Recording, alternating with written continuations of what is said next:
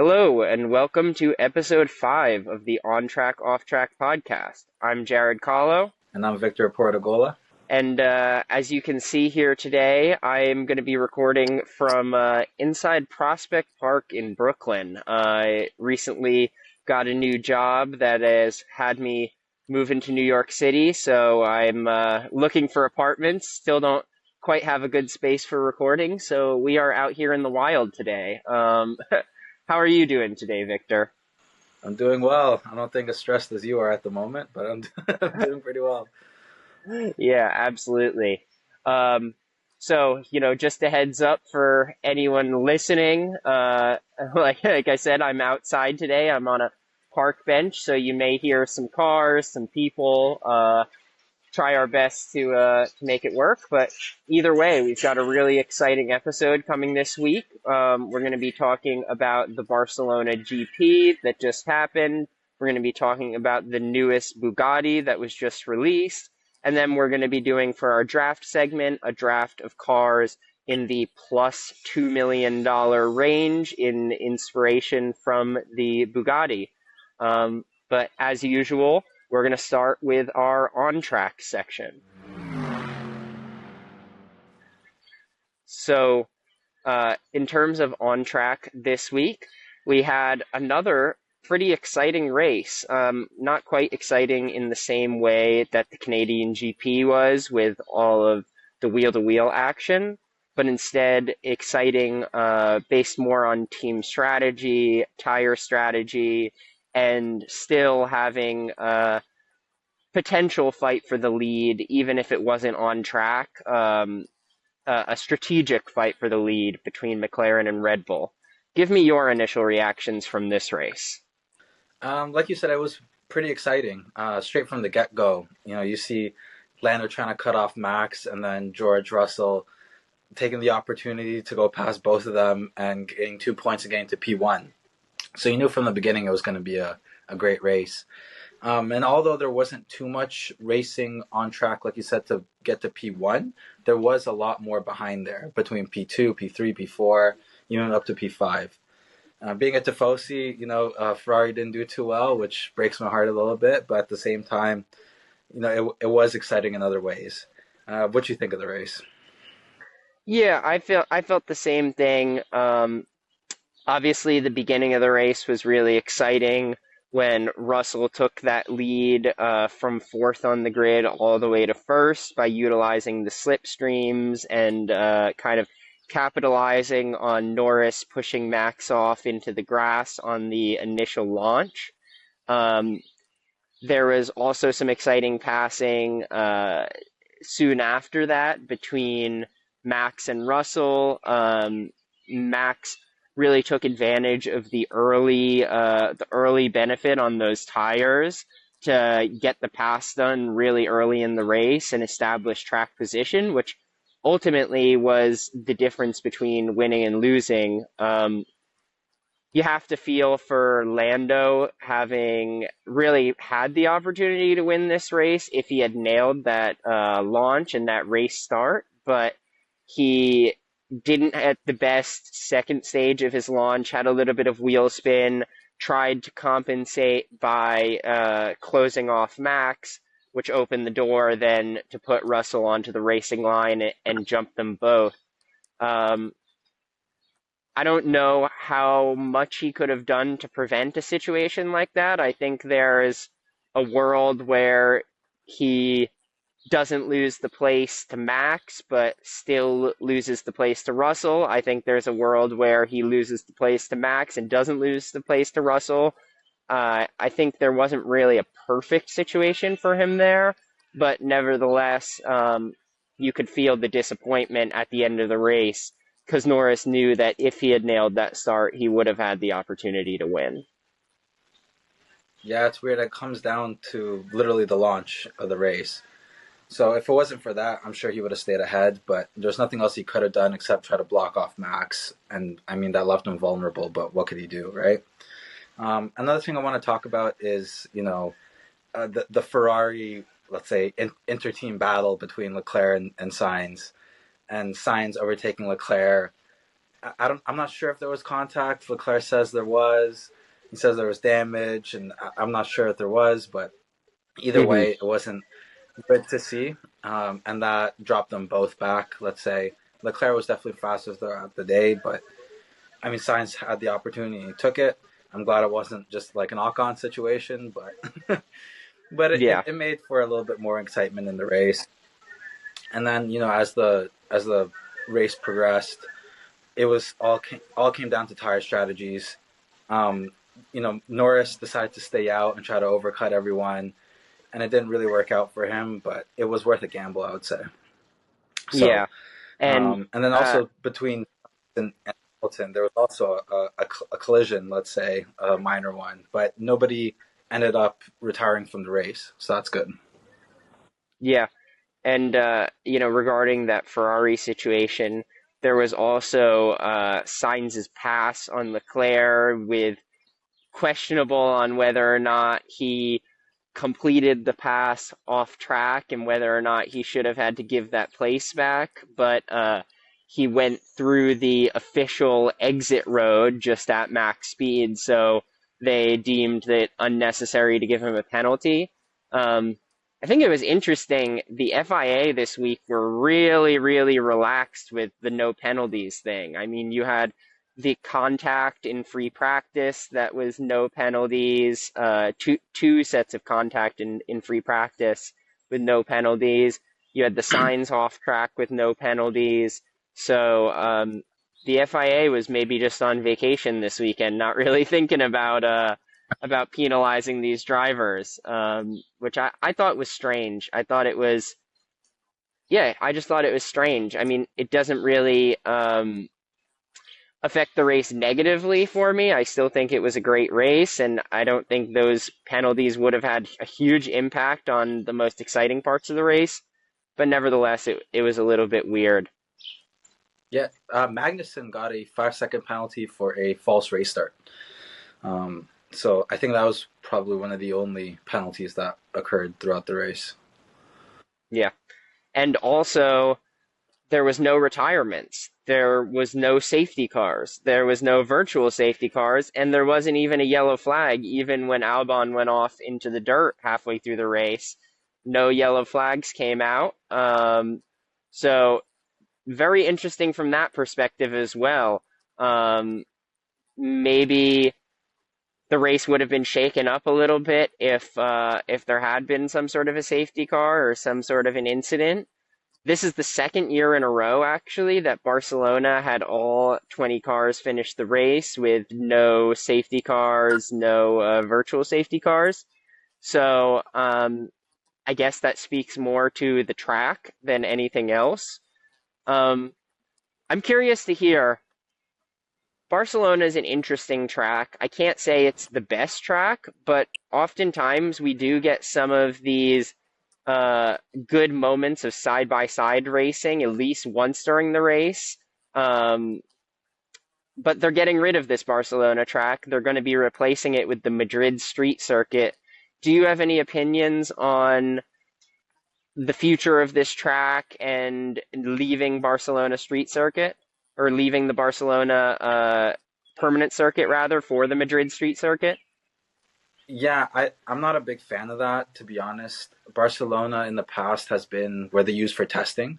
So it's a great combination of corners and straights. And I do think it makes for some great racing. We saw, a big fight between Russell and Norris near the end of the race, side by side for about 4 corners. And it was really exciting. And it happens quite a bit over there.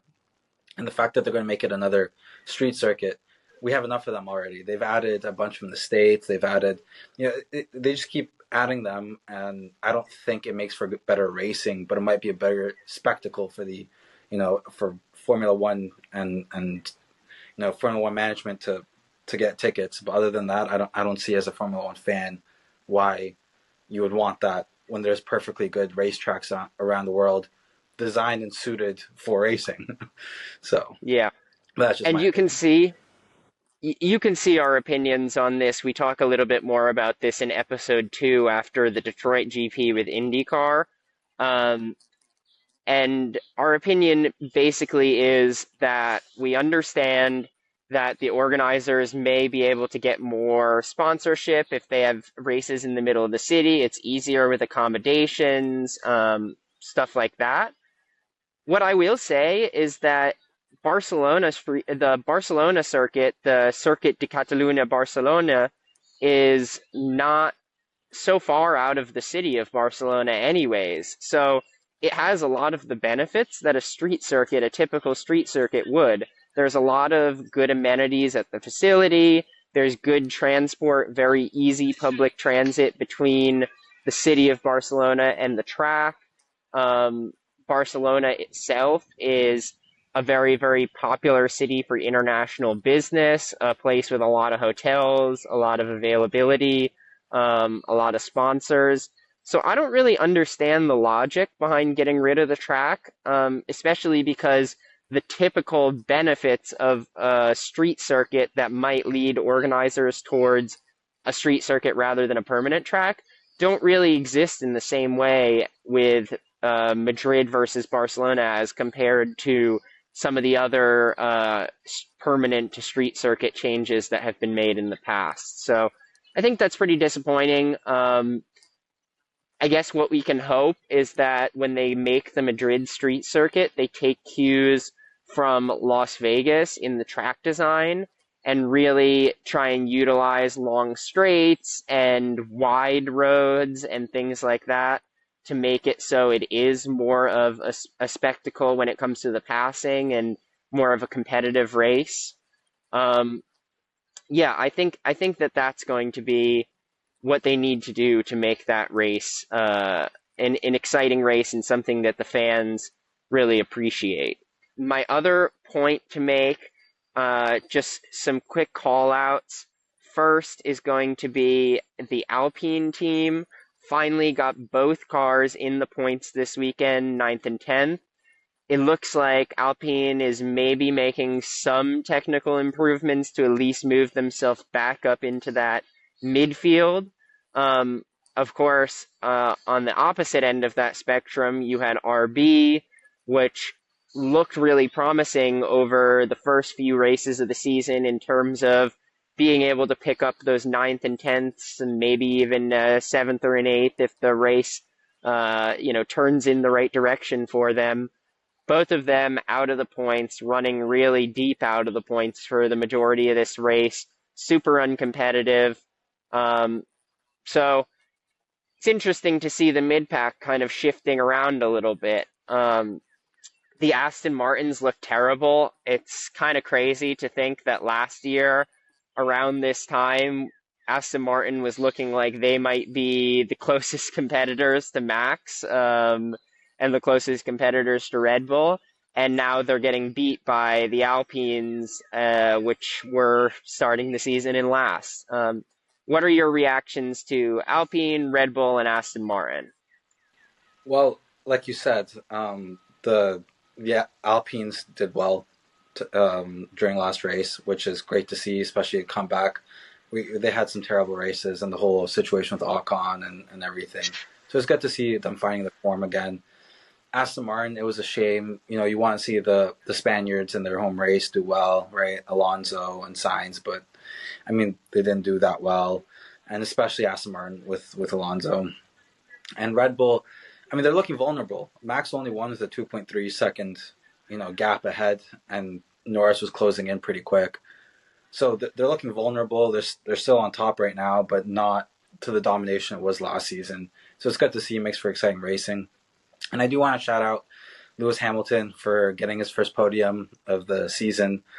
It's good to see him up there again. Good to see him getting his confidence back compared to before. Russell was doing a lot better and out qualifying him and out racing him, but now Hamilton got the podium, so that's good to see. Yeah. Yeah, absolutely. Kind of back on the Alpine point really quickly. I'm curious what you think about these rumors that came out in this past week that Alpine is considering dropping their Works engine program and becoming a customer team when it comes to end-to-engine program. On the surface, it seems kind of ridiculous because it, I mean, making an engine in Formula One always gives you a competitive advantage to be able to tailor the chassis around the specifications of that engine. Of course, Alpine has been notoriously down on power when it comes to this generation of engines. I even heard some rumors that the option that they would be looking at would be the Red Bull engine, which would be super ironic after maybe 5 years ago it was the opposite, and Red Bull was running the Renault engines pre-Alpine. Um, yeah, what do you think about that? I think it would be a massive failure on their part. They're a manufacturer through and through. They got the backing of the group behind them, the alliance with Nissan, Renault, Alpine. So like they should have the resources and the expertise to build these engines and the chassis in a competitive manner, but they don't. So for them to become a customer team, it'll just bring them less competitive. Like you said, they won't have the opportunity to build the chassis and the engine together as one coherent engineering design, right? So, uh, and it just looks bad. They're a manufacturer and they can't get their shit together. We're looking at not being able to have Andretti come in with GM and Cadillac as a supplier of engines, making a new one and collaborating with them. And Alpine can't make their own engines. I mean, it's just a rumor, but still, it's a substantive one, and I don't see like what the benefit of that is. It might be cheaper, but then they're not going to be competitive. So why even be an F1? Let Andretti come in Yeah. and buy the team. But I that's have yeah. a feeling that this is all teeing up an Alpine sale. I think Alpine and Renault are gonna get out of F1 again and then probably buy their way back in like 7 or 8 years later, like they tend to do in Formula One history. Um, but yeah, I think that this is a situation where they see the writing on the wall. They see that there's pretty much no chance their team is going to be competitive in the near future, with McLaren in the ascendancy, with Red Bull still really dominant, Mercedes trying to make a comeback. There's been news that's been out for a while now that once Red Bull officially breaks away from Honda 100%, that Aston Martin will be taking the Honda engines. Hold on, I've got a siren going by. So there's news out that they are going to be a works team as well. Um, so I think that they realize that their competitiveness is just not going with the amount of investment and time they want to put into the team. They're not going to be able to be competitive. I think they're preparing for a sale. I hope they're selling to Andretti Cadillac because that would be my new favorite team, absolutely on the grid if they did. But only time will tell. All right. Well, I think that that is going to cover our on track portion for today. Unfortunately, we're going to have to do everything a little bit shorter today. It's going to probably be about a 40-minute episode because I have to rush off to my new job relatively soon. But nevertheless, let's jump on in to off track. Yeah. So the big news today is the Bugatti Tourbillon that just came out, the successor to the Chiron that we talked about, I think, on the first episode. And it's a big one. It's the first car to be released under the Rimac Bugatti partnership that just came about, and they replaced the W16, and which was in the Veyron and the Chiron, and now it's a naturally aspirated V16 built in cooperation with Cosworth. So they released a clip of the soundbite right before its release, and it sounds ridiculous. It revs to about 9,000 RPM, and there's no other noise like it, and it's really great to see them going a more emotional route, let's say, than the Chiron. With electrical Yeah, cars nowadays, speed is almost irrelevant. You can get so fast with electric cars that a gasoline engine is now more for about the emotion and purity of it. So I'm glad that they stuck with that. And Rimac brought their technical know-how with their hybrid system. It's going to be a hybrid with 3 motors and a 25 kilowatt hour battery. All in all, it's going to produce about 1,800 horsepower. I think it's 1775 to be exact. 986 from the engine and the rest from the electrical power. What are your thoughts about this car? Yeah, I really like it. It's not per se focused on performance in the same way that other cars that I like are, although obviously the horsepower numbers are insane. But I want to call out a quote that really I think speaks to why this car is so great. And it was a quote from Frank Hale, who was the director of design at Bugatti Rimac. And he said, "We're trapped in the technology of our time. So how do we make a car relevant at a concourse in 2075 without looking silly in a time that we will have holographic displays or augmented reality contact lenses? Give the entire interior an analog way that you can interact with it." And I think that speaks to a lot of what we've talked about with other cars in the past, and just the fact that, yes, you can put in the best technology, the coolest new features, but at the end of the day, drivers want an analog feel. They want something that's nice to sit inside, nice to look at, feels like they're really driving the car. When VW Group essentially gave Mate Rimac the Bugatti brand, they kind of expected him to just drop a Bugatti body on top of the Rimac Nevera and call it a day, make Bugatti a full electric band. But Rimac said no. Instead, we are going to be the first brand to put out a V16 since like Cadillac in the 30s.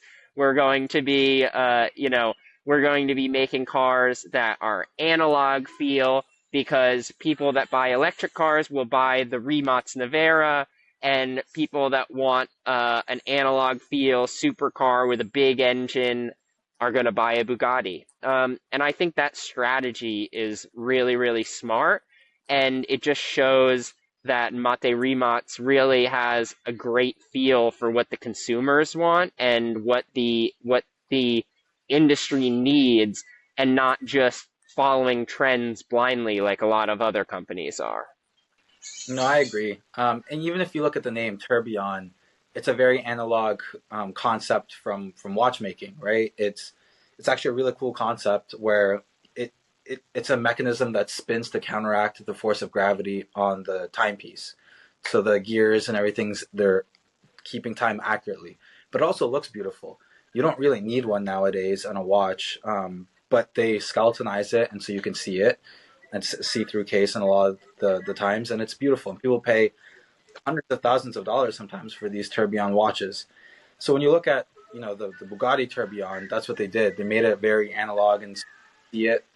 You look at the gauge cluster. It looks, and they made it with they went to Switzerland and talk with the expertise of the Swiss watchmaking industry.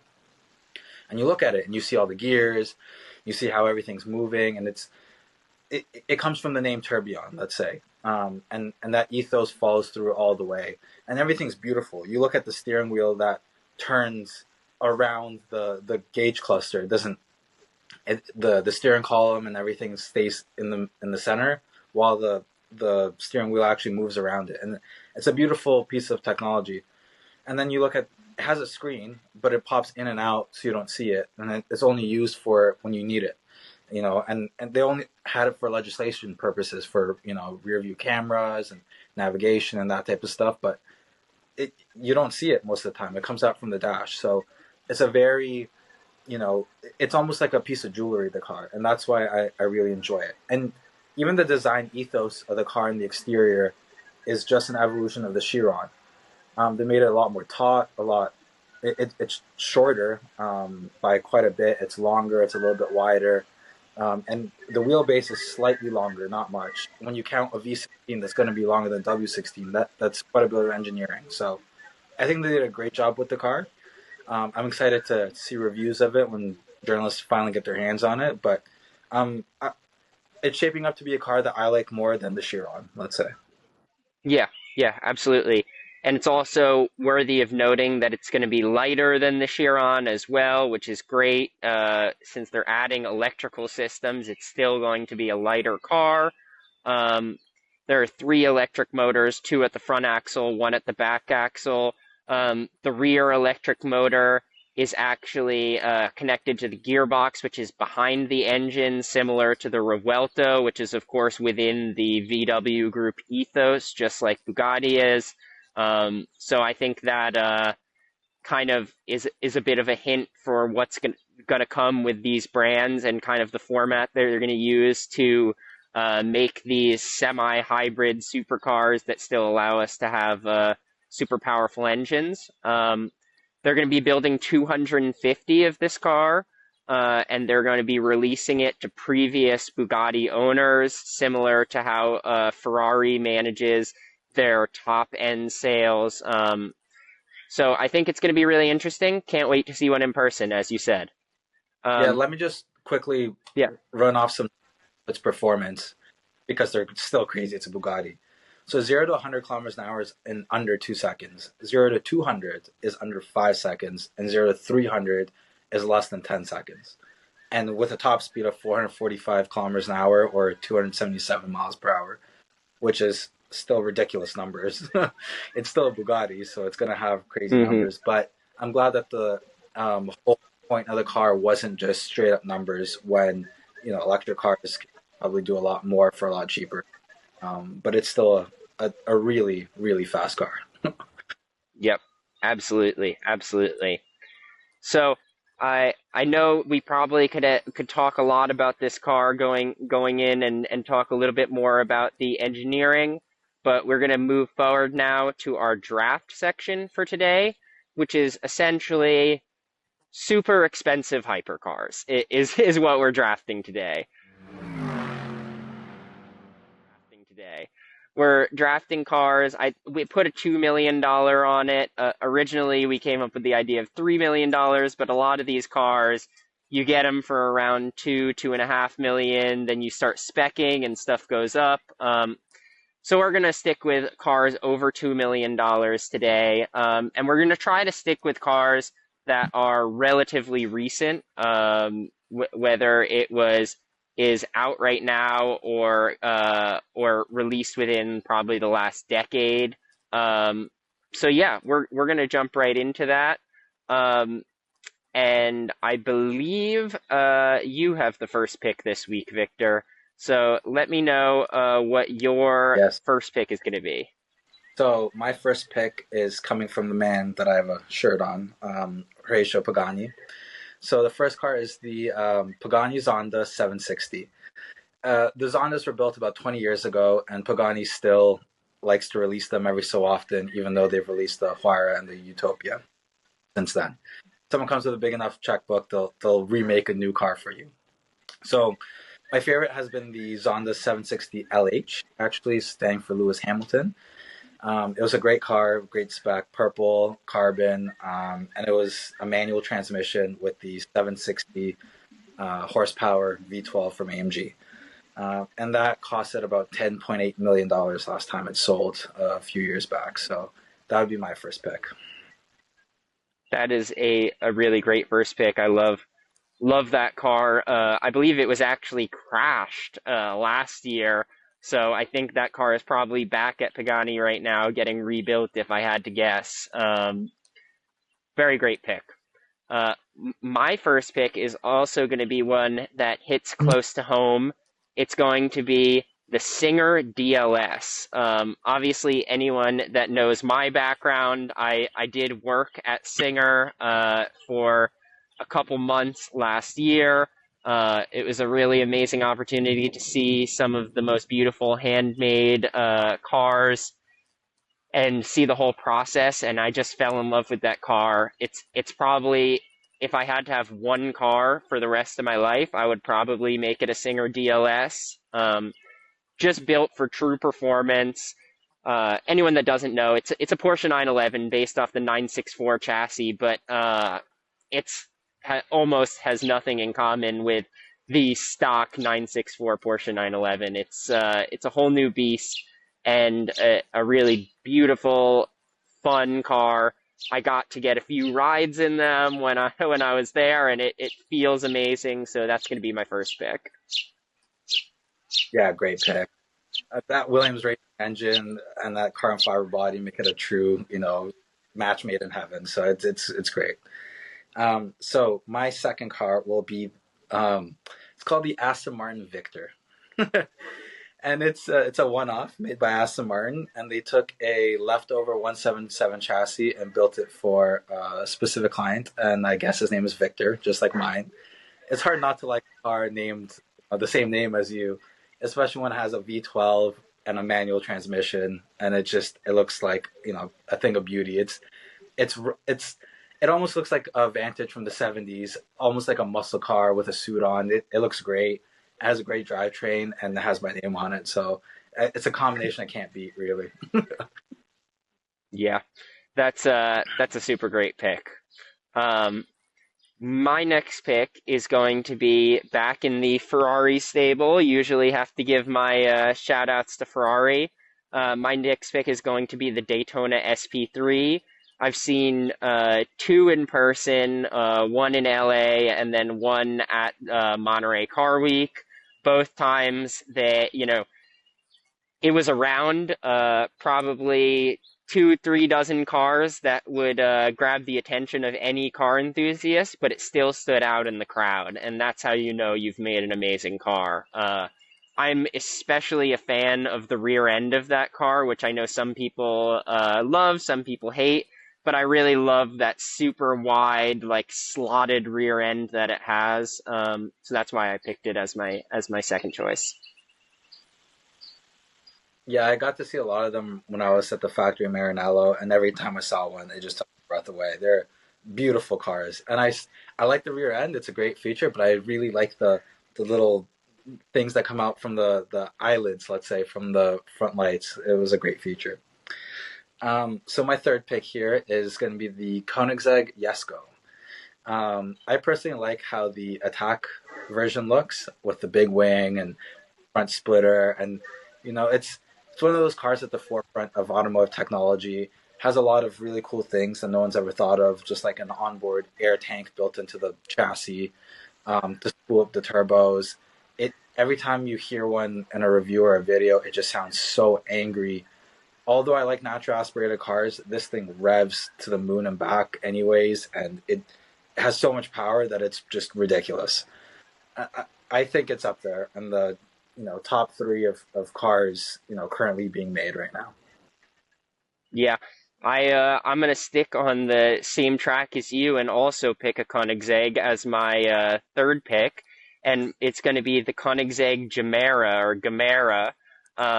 And the reason I'm picking that car is it's probably one of the only cars on this list that you could put your whole family in it.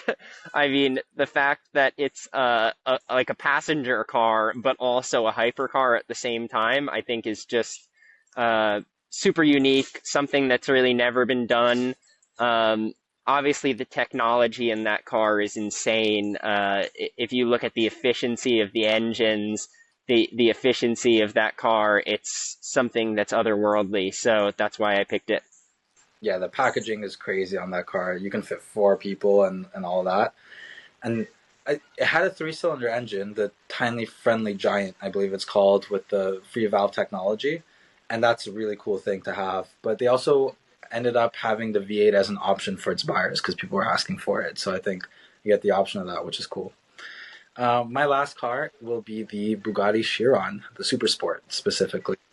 And we've talked about it. We just talked about the Tourbillon. I think it lands a spot in automotive history, and especially the Super Sport. I'm a little bit modified. The Super Sport 300 was the first car to hit 300 miles an hour, or about 500 kilometers an hour, and it's crazy. For anyone who has the balls to make something like that and then drive it it's got to be up on my list here. Yeah, that is a great pick. My last pick is going to be a car that I saw at the motorsports reunion at Monterey Car Week last year. I've got a great photo of it ripping down the corkscrew, and it is going to be the Gordon Murray T50. Um, Obviously, that car is essentially the spiritual successor to the McLaren F1. It's got a, one in front, two to the sides, driver in the middle layout, which is super unique. The engine is so loud and so powerful in that car. I haven't ever driven one, so I can't know, but I can only assume that Gordon Murray wouldn't have put out a car under his name unless it was a beast of a car that with the intention of being the best car in the world, just like when he created the McLaren F1. So I think it has to deserve a spot on the list. Yeah, and that would have been my next pick if I could have had another pick. Yeah, the McLaren F1 is my favorite car, and to have a spiritual successor to that is nuts. The only reason I didn't have it on my initial list is because I thought some of the other cars were a little bit more, deserving in automotive history. Let's say the McLaren F1 Hmm. is there for me, but the the Gordon Murray T50 hasn't really done anything as of yet. Yeah. So it's still too new, in my opinion. But those are some great picks. I have one honorable mention that I want to say, and it'll be the Aston Martin Valkyrie, just because Hmm. it's designed with Adrian Newey. It's also got a Cosworth engine that's crazy. It's this close to being illegal for the street. It's too crazy. So that's why it's on my honorable mentions list. Yeah, I also only have one honorable mention today, and it's going to be another Pagani. It's going to be the Pagani Utopia, the newest Pagani. A lot of people don't love this car. A lot of people really love this car. It's very controversial. Um, we saw one in person in Modena last year, right after the launch, and I think it was that moved me towards wanting to select this car. The particular spec we saw was black carbon fiber, black exposed carbon fiber with gold bronze trim. And I think the spec was just so beautiful, it took my breath away and made me put it on this list. Yep. Yeah, it was a great spec. So I know we kind of rushed right on through some of that episode, but as I said, need to get off to work, so I got a hard out right now. Um, we are hopefully next week. I will have a better location for filming and we'll record a more typical episode for us. So, once again, thank you for everyone that listened.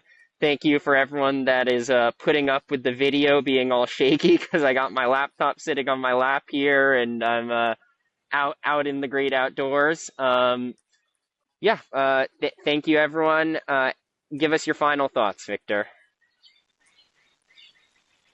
I thought it was a great episode regardless. Got some good topics that we covered, and that's what brings us together, the on track excitement and then all the car stuff that's happening. So I'm glad that we got to still do this. Yep, absolutely. All right, well, have a great rest of your week, everyone, and we will speak to you again shortly.